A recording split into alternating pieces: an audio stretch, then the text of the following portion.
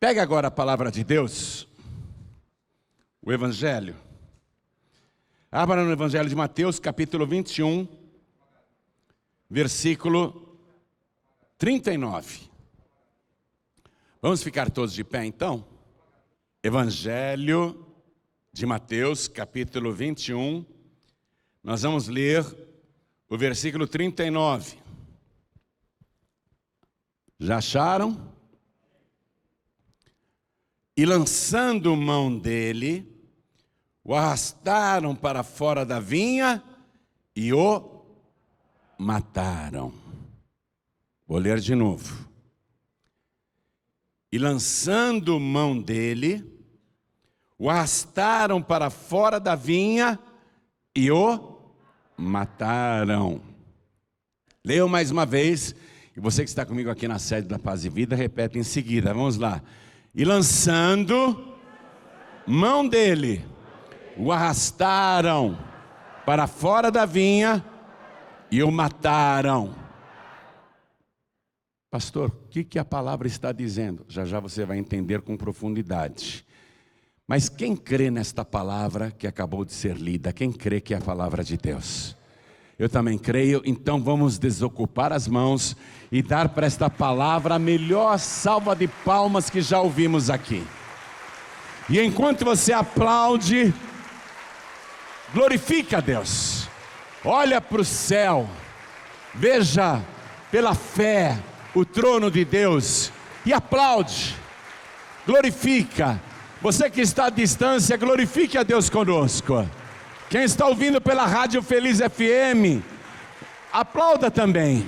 Isso, continua.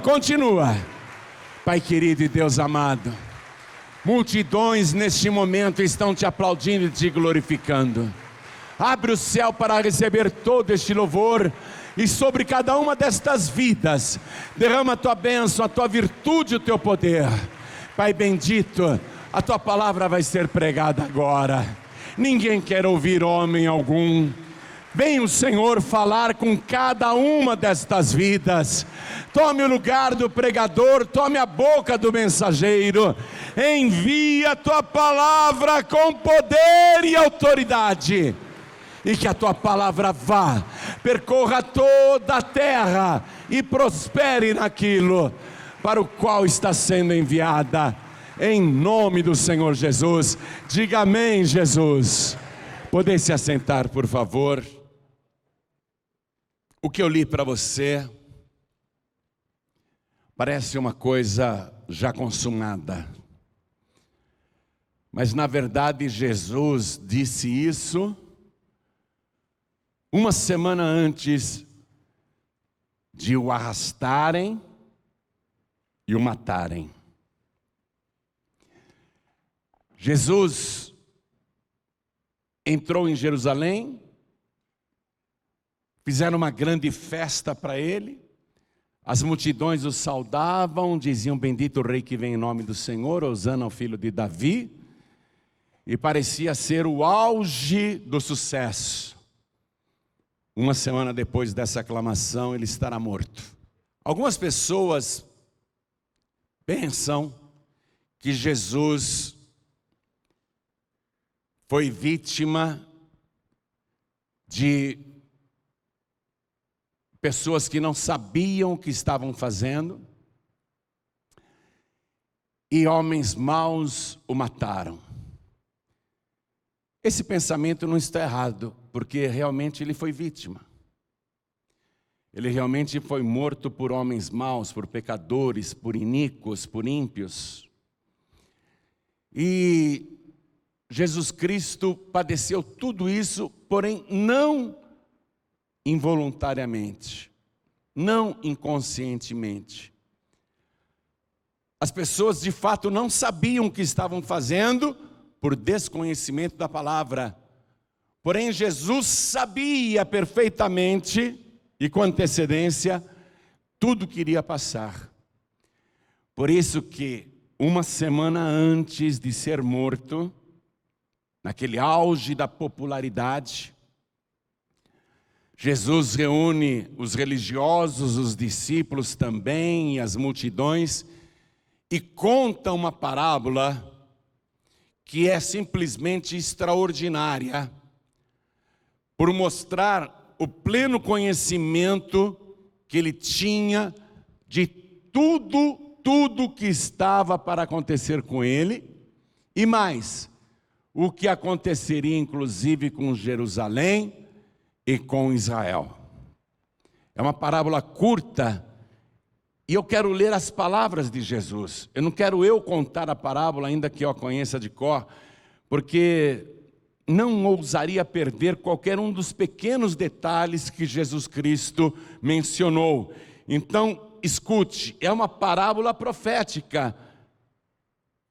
Uma semana antes de morrer, ele conta assim, acompanhe o versículo 33. Ouvi ainda outra parábola.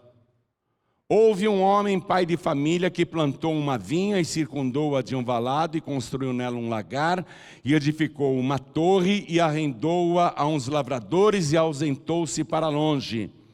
E chegando o tempo dos frutos, enviou seus servos aos lavradores para receber os seus frutos. Os lavradores, apoderando-se dos servos, feriram um, mataram outro e apedrejaram outro.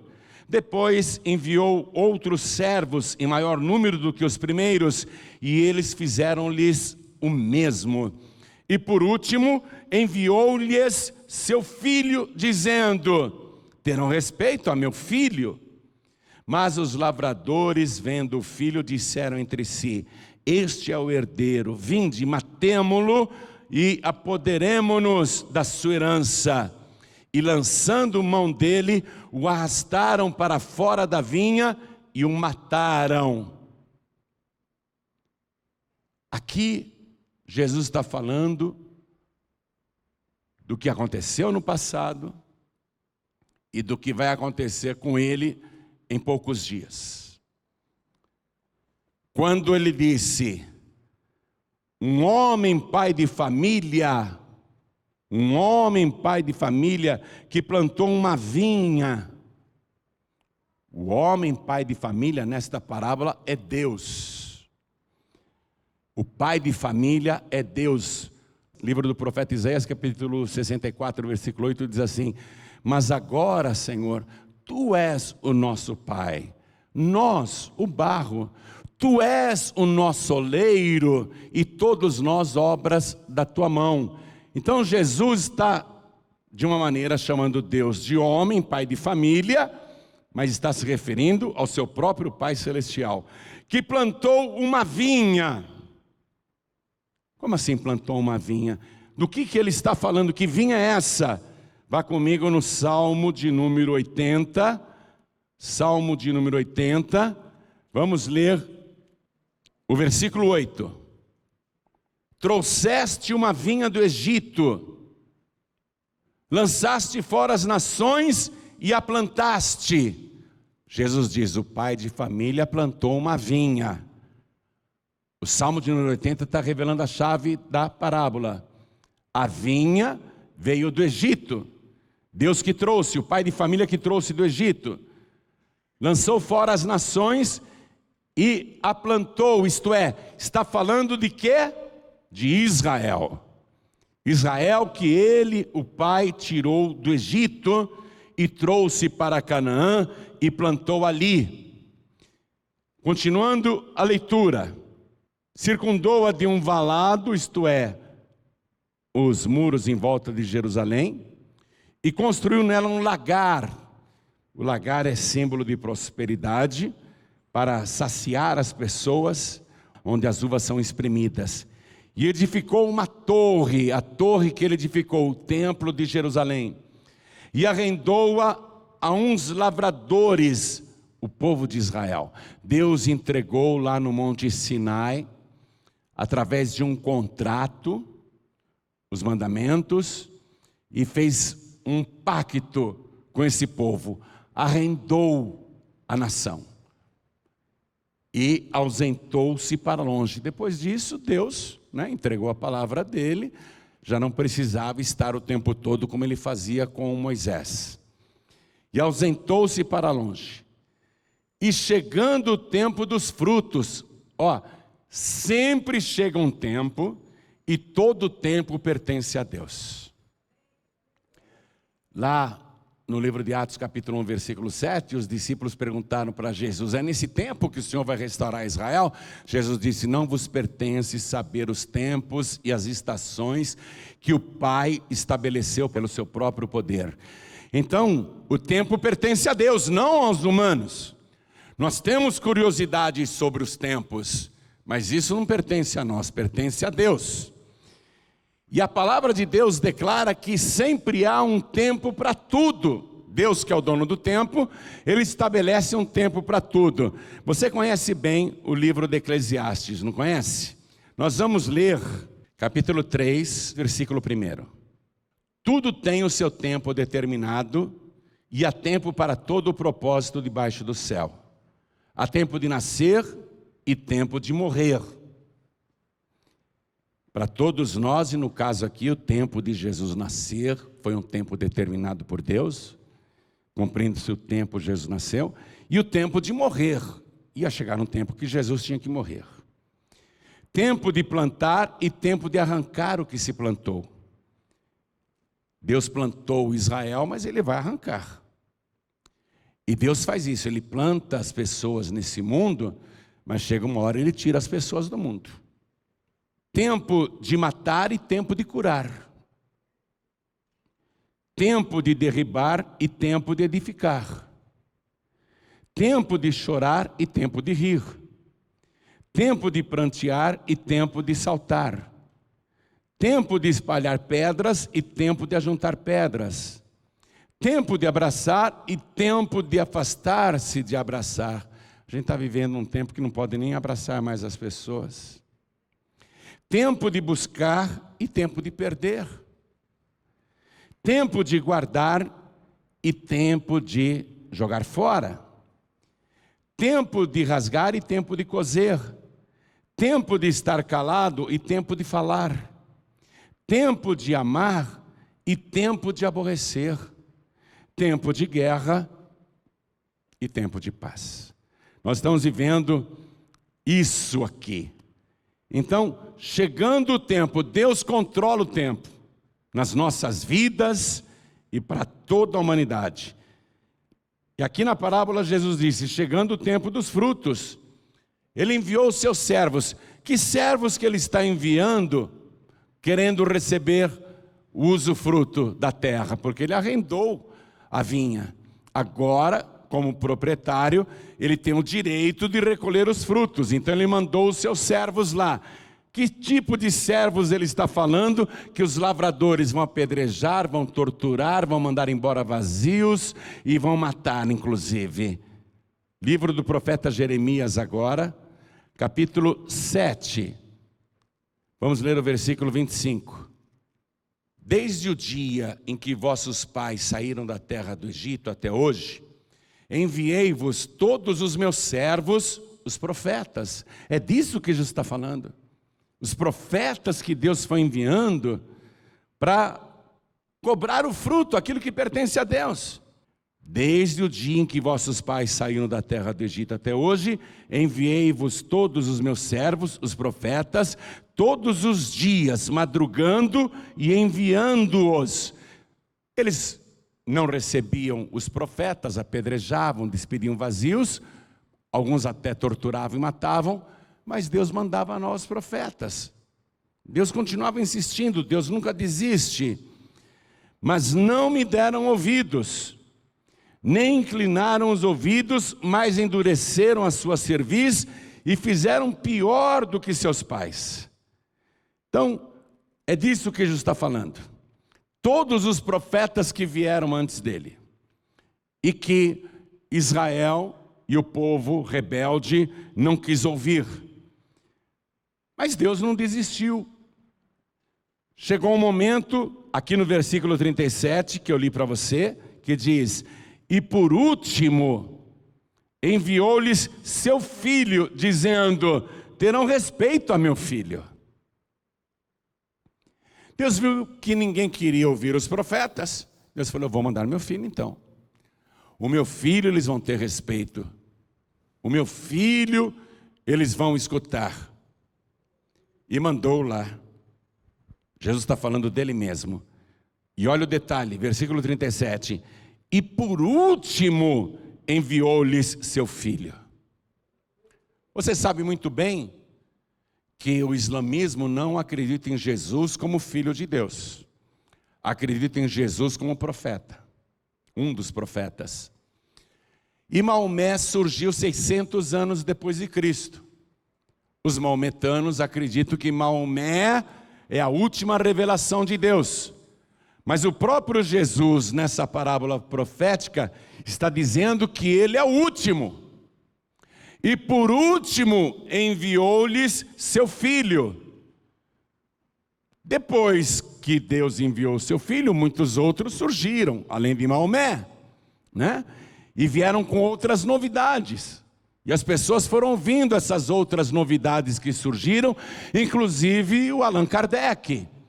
Há pessoas que resolveram escutar Kardec, mas nem Kardec, nem Maomé ou qualquer outra pessoa tinha legalidade e legitimidade para vir depois de Cristo anunciar qualquer novidade.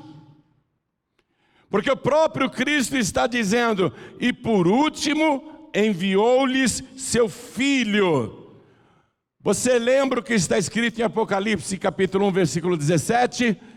Jesus diz ali, eu sou o primeiro e o último, e o que vive. Fui morto, mas eis aqui estou vivo pelos séculos dos séculos, e tenho nas mãos as chaves da morte e do inferno. Nenhuma outra pessoa tem estas chaves. Nenhuma pessoa foi morta e ressuscitou.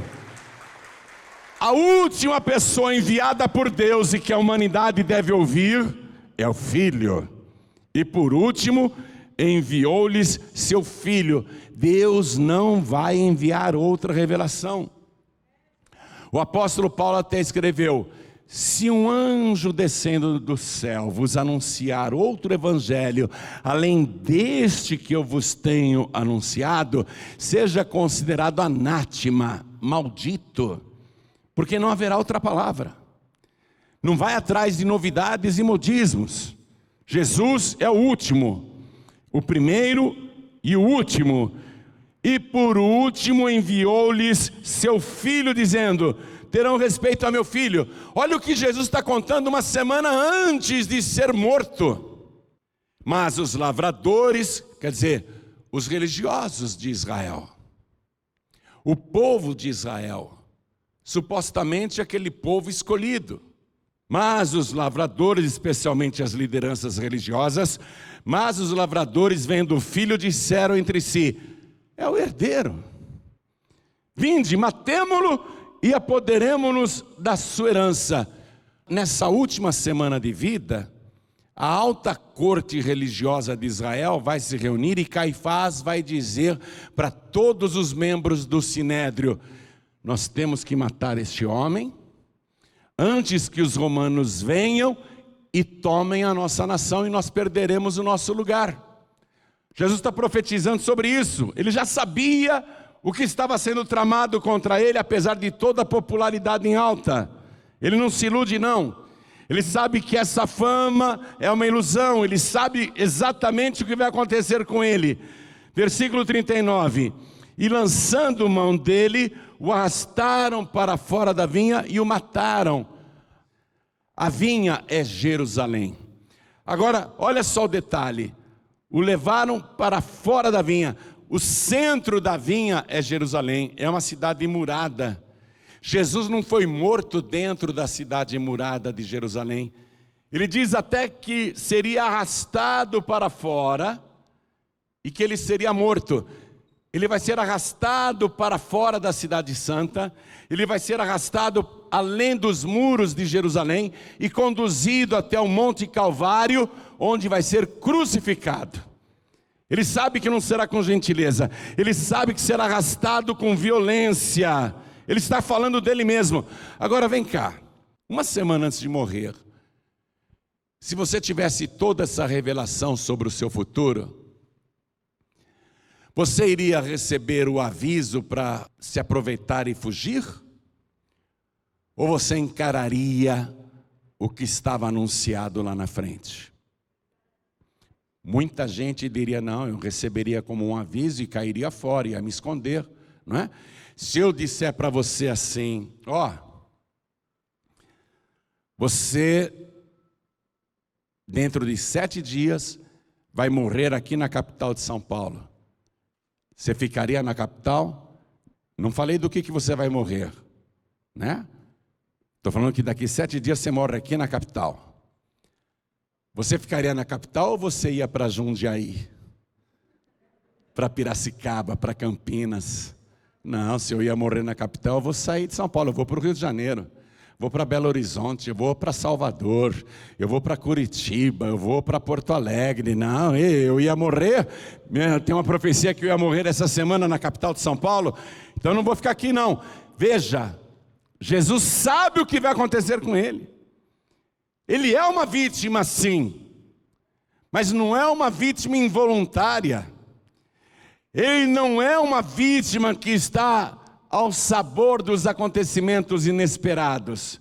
Pelo contrário, ele controla o tempo e os acontecimentos. Ele é o dono do tempo, ele controla todas as coisas. E está profetizando que ele vai ser morto fora do lugar. Evangelho de Marcos, capítulo 15, vai comigo, por favor. Marcos, capítulo 15, versículo 20, que conta esse detalhe da crucificação de Jesus. Olha só. E havendo-o escarnecido, despiram-lhe a púrpura e o vestiram com as suas próprias vestes e o levaram para fora a fim de o crucificarem. Ele sabe. O que eu li para você em Marcos é o que fizeram com ele. Tiraram aquela capa vermelha, aquela púrpura, vestiram ele com as suas próprias vestes e o levaram para fora, para o Monte Calvário, onde ele foi crucificado. Aqui na parábola de Mateus capítulo 21, que eu estou lendo para você, é profecia. Ele está falando do que iria acontecer com ele, do que tinha acontecido com a própria nação de Israel, que tinha um contrato com Deus de arrendamento, para praticar justiça na terra, para abençoar as nações, abençoar o povo. Mas eles fizeram tudo como Jesus falou que iria acontecer. O versículo 40 diz assim, Jesus perguntando para eles: quando, pois, vier o senhor da vinha, o dono da vinha, que fará àqueles lavradores? O que vai fazer com eles? Eles vão matar o filho. E daí? Quando o pai de família vier, o que vai fazer com os lavradores? Isso já estava também profetizado no livro de Isaías capítulo 5, vamos lá, vamos ler a partir do versículo 3. Só que Isaías foi escrito 700 anos antes de Cristo. Agora, pois, ó moradores de Jerusalém e homens de Judá, julgai, vos peço, entre mim e a minha vinha. Deus falando. Julguem entre eu e a minha vinha. Que mais se podia fazer a minha vinha que eu não lhe tenha feito? Fiz todo bem para ela? E como, esperando eu que desse uvas boas, veio a produzir uvas bravas? Julguem entre eu e a minha vinha. Eu fiz tudo por ela. E eu esperava os frutos, uvas boas, mas produziu uvas bravas. O que eu faço com ela? Versículo 5. Agora, pois, vos farei saber o que eu hei de fazer à minha vinha. Tirarei a sua sebe, para que sirva de pasto. Derribarei a sua parede, para que seja pisada. E a tornarei em deserto, não será podada nem cavada, mas crescerão nela sarças e espinheiros, e às nuvens darei ordem que não derramem chuva sobre ela. 40 anos depois de terem matado o filho do pai, o herdeiro da vinha, 40 anos depois Jerusalém será sitiada, destruída e derribada. Não vai ficar pedra sobre pedra. A vinha vai ser destruída e Israel vai permanecer um tempão no exílio. Um tempão, séculos e séculos. Só vai voltar em 1948 agora, recente. Só vai voltar. Ou seja, Israel ficou 19 séculos nessa profecia de Isaías, um deserto. Tudo foi acabado. Jerusalém foi destruída e sitiada. Jesus está profetizando o que já aconteceu e era futuro naquela época, mas para nós já faz parte do passado. Continue escutando essa parábola. Ele perguntou, não é? O que o dono da vinha, o que o senhor da vinha, o que o pai da vinha vai fazer para os lavradores? Os próprios lavradores responderam no versículo 41, dará afrontosa morte aos maus e arrendará a vinha a outros lavradores que a seu tempo lhe deem os frutos. Eles mesmos disseram o que deveria acontecer. Com a própria boca deram a sentença. Jesus fala da pedra que foi rejeitada, ele é a rocha. E no versículo 43, Jesus diz assim para eles, uma semana antes de morrer, escute. 40 anos antes de Jerusalém ser destruída. Portanto, eu vos digo que o reino de Deus vos será tirado, e será dado a uma nação que dê os seus frutos. A uma nação que dê os seus frutos. Você sabe qual é a tradução da palavra nação? Gente. Vai ser dado a uma gente que dê os seus frutos, vai ser tirado deles. O reino de Deus, o reino dos céus vai ser tirado deles. Vamos ver aqui a primeira carta de Pedro, capítulo 2, versículo 9. Já vou terminar a mensagem, mas eu quero que você veja como Jesus estava bem consciente de tudo o que estava para acontecer naquela semana. Primeira carta de Pedro, capítulo 2, a partir do versículo 9, diz assim: mas vós sois a geração eleita, o sacerdócio real, a nação santa, a gente santa. Entenda a nação? Gente, a gente santa. O povo adquirido. Veja, um povo que foi comprado. O povo adquirido, para que anuncieis as virtudes daquele que vos chamou das trevas para a sua maravilhosa luz. Vós que em outro tempo não erais povo, mas agora sois povos de Deus, que não tinhais alcançado misericórdia, mas agora alcançastes misericórdia. Nós somos a nação santa, nós somos o povo adquirido. Nós somos o povo comprado, e nós não fomos comprados nem com prata, nem com ouro, nem com dinheiro, nem com tesouro. Nós fomos comprados pelo sangue do Cordeiro, pelo sangue de Jesus, o Cordeiro Santo e incontaminado. Fomos comprados por um alto preço. Jesus disse: vocês vão perder tudo, eu vou dar para outro povo, para outra gente, para outra nação. Eu vou dar o reino de Deus. E olha o que Jesus fala no versículo 44. Isso é para você que rejeita Jesus, para que pare de rejeitar Jesus. E quem cair sobre esta pedra, Jesus está falando dele, ele é a pedra, despedaçar-se-á, e aquele sobre quem ela cair ficará reduzido a pó. Pessoa que cai para cima de Jesus falando mal, que blasfema, essa pessoa vai ser despedaçada. E sobre quem ela cair ficará reduzido a pó. Eles entenderam a parábola de Jesus. Por que Jesus Cristo, sabendo de tudo isso naquela semana, continuou em Jerusalém? Ele sabia que seria preso, que seria torturado, condenado à morte, arrastado para fora de Jerusalém, levado até o Monte Calvário e crucificado. Por qual motivo Jesus não saiu da cidade?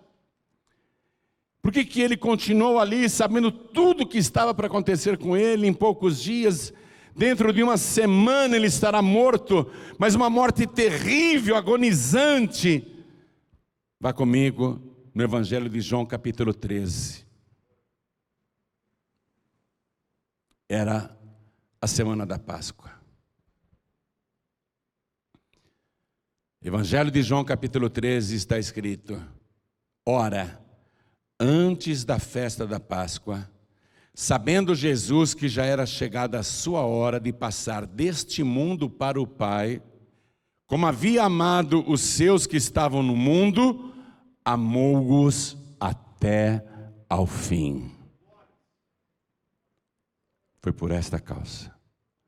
Ele sabia que era hora de passar deste mundo para o Pai, mas não seria uma passagem tranquila.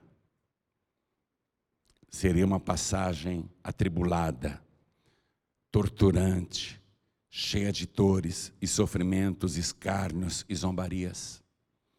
Seria uma passagem humilhante, uma morte terrível, condenado e crucificado entre ladrões, entre pecadores, como se ele mesmo fosse um dos pecadores. Por que ele se sujeitou a tamanha humilhação e permaneceu em Jerusalém? Sabendo de antemão tudo o que iria acontecer, por causa desse texto. Ele nos amou até ao fim. Foi por amor. Você nunca vai encontrar ninguém que te ame desse jeito. Te ama até o fim. Porque, veja bem, nós amamos as pessoas, não é? Mas se a pessoa amada nos trai, se a pessoa amada nos engana, se a pessoa que nós amamos é cruel, se a pessoa que nós amamos nos faz sofrer terrivelmente, a nossa tendência como seres humanos é transformar o amor em ódio.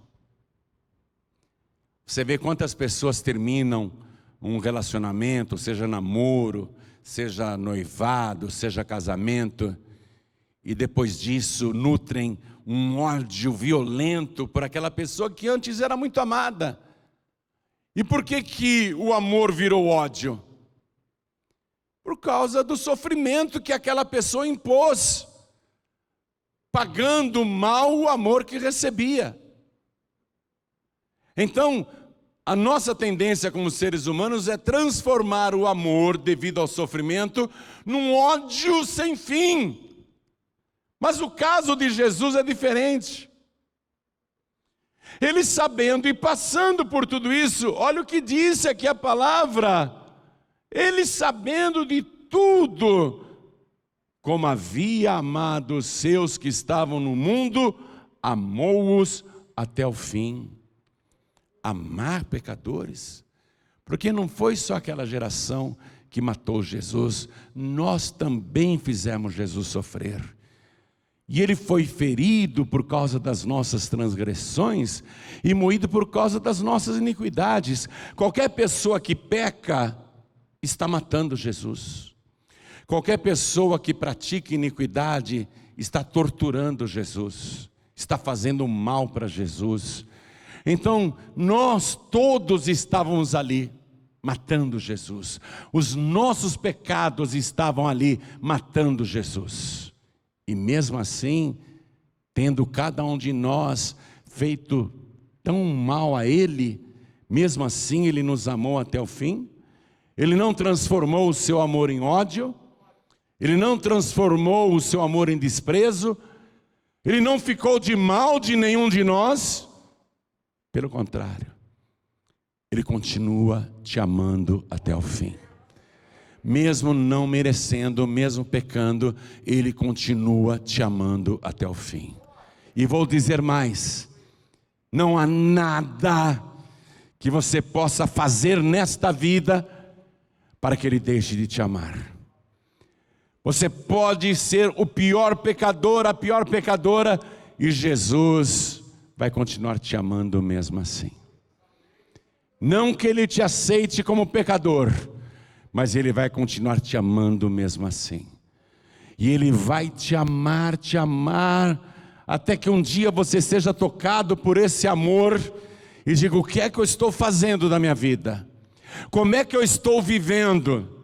Se Ele me amou desse jeito e continuou me amando desta maneira, é aí que você vai entender o amor de Deus.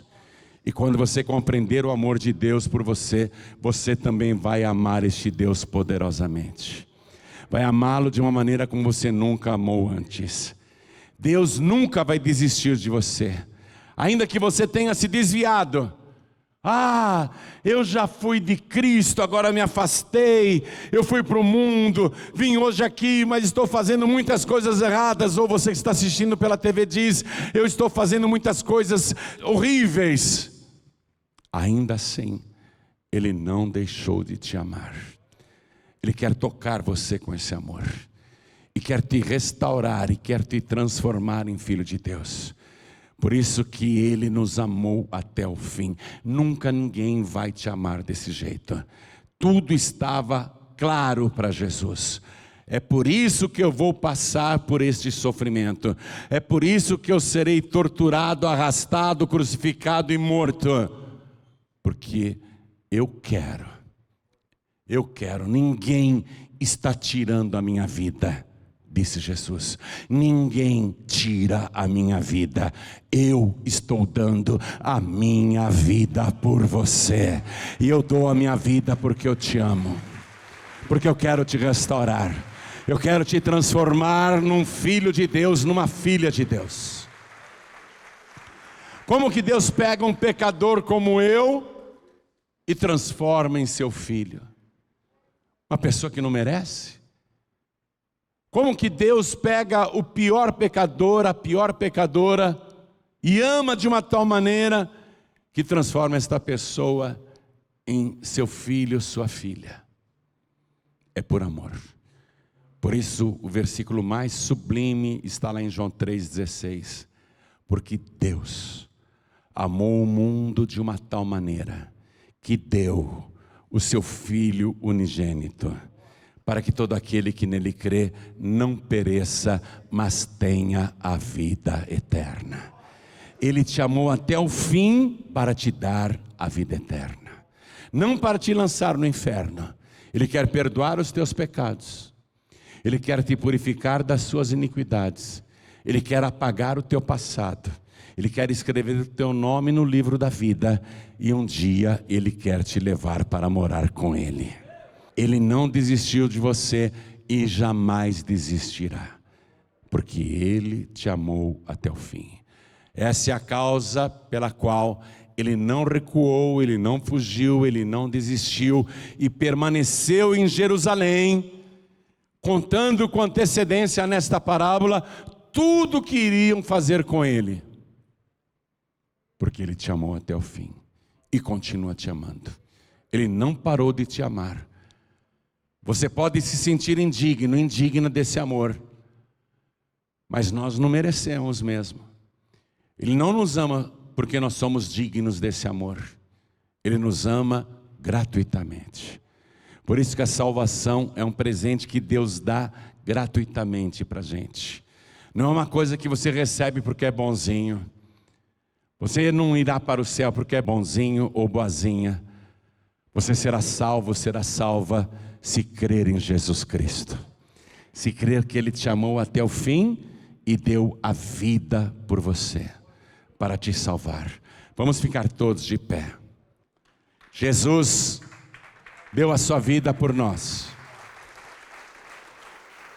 por amor. Não foi vítima inconsciente, não foi vítima de acontecimentos descontrolados. Pelo contrário, o tempo todo Ele estava no controle do tempo. Tanto que o julgamento dele que aconteceu na noite em que foi preso, o condenou à morte, mesmo passando por vários tribunais de Pilatos, de Herodes, do Sinédrio e o tribunal popular. Mesmo assim, ele controlou o tempo de uma tal maneira que às 9 horas da manhã, pontualmente, naquela sexta-feira, pontualmente, sem nenhum atraso, às 9 da manhã, ele estava sendo pregado na cruz. E por que 9 horas da manhã? Que era o horário em que o primeiro cordeiro era sacrificado no templo na Páscoa. 9 horas da manhã. Jesus é o Cordeiro de Deus que tira o pecado do mundo. E ele ficou pendurado no madeiro, controlando o tempo, até às 3 da tarde. Às 3 da tarde, ele que estava no controle de tudo, ainda que pregado na cruz, ele disse: está consumado. E disse: Pai, nas tuas mãos eu entrego o meu espírito. 3 horas da tarde em ponto, ele rendeu o espírito, tombou a cabeça, aconteceu um terremoto e ele morreu. Por que 3 horas da tarde? Porque era o mesmo horário em que lá no templo de Jerusalém, o segundo cordeiro era sacrificado. Jesus é o Cordeiro de Deus que tira o pecado do mundo. Por isso que não se sacrificam mais cordeiros desde a morte de Jesus Cristo. Repare, o costume foi interrompido por vontade de Israel? Não, por aquele que controla todo o tempo. Israel não sacrifica mais cordeiros na Páscoa. O povo judeu não sacrifica mais cordeiros. Por quê? Porque Jesus, o Cordeiro de Deus, foi sacrificado por toda a raça humana. E foi sacrificado por você. Ele morreu por amor. Morreu e está no controle de tudo. Ele tem tanto controle que te trouxe aqui para dizer: eu te amo e eu quero te salvar. Eu tenho controle sobre o tempo e eu te ofereço agora o tempo da tua salvação. Te ofereço agora o tempo, a tua oportunidade de você ser salvo, de você ser salva. Ele controla o tempo, está te oferecendo essa oportunidade. Não sei se Ele te dará mais oportunidades no futuro. Eu só sei que neste momento, no tempo presente, Ele está te dando esta oportunidade, para você recebê-lo como único, suficiente, exclusivo e eterno Salvador. Não há outro. Podem inventar intermediários e intermediárias para você. Podem inventar outros padroeiros ou padroeiras, mas nenhum deles serve. Porque por último, Deus enviou o seu Filho Jesus Cristo, e todo aquele que nele crer será salvo. Mas tem que crer nele com exclusividade. Então olhem todos para mim. Vou fazer essa pergunta. Quem aqui, sabendo que Jesus, que controla o tempo, está neste tempo exato, te oferecendo mais uma oportunidade?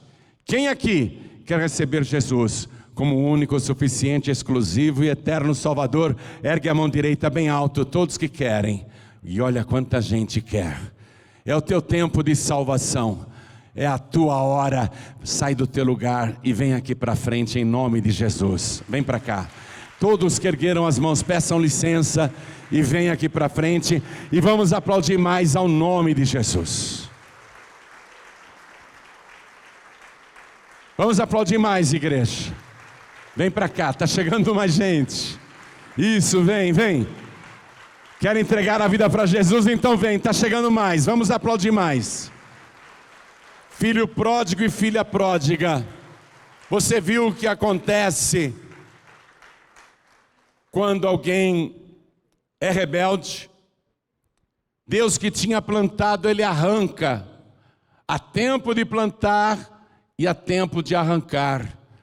A pessoa se desvia, Ele arranca do reino dos céus. Agora você tem que voltar e dizer: me plante novamente, me plante no teu reino. Eu quero ser implantado no teu reino. Então você que está hoje aqui afastado e não tem igreja, sai do teu lugar e vem aqui para frente em nome de Jesus. Todos os filhos pródigos e todas as filhas pródigas, todos que estão sem igreja, vem aqui para frente agora. Isso, venha, isso, vai chegando. Quero chamar todos que estão fracos na fé. Pastor João Ribe, está difícil para mim seguir Jesus nesses últimos dias. É um tempo de tribulação, é verdade. É um tempo difícil para toda a humanidade. Não está fácil, mas nós temos que perseverar até o fim, porque Jesus está voltando. Então você que se sente fraco, fraca e quer ser fortalecido, fortalecida, vem aqui para frente, vem para cá. É um tempo trabalhoso. É um tempo complicado esse que nós estamos vivendo. Mas quem perseverar até o fim será salvo, ele disse. Você que está assistindo esta mensagem pela TV, ou ouvindo pela rádio, ou pelo aplicativo da Feliz FM no seu celular, ou assistindo pelo youtube.com/joãoribe, quer entregar a vida para Jesus, quer voltar para Jesus, se ajoelhe ao lado do teu rádio, ao lado do teu computador, aí ao lado do teu televisor, que nós aqui na frente vamos nos ajoelhar também.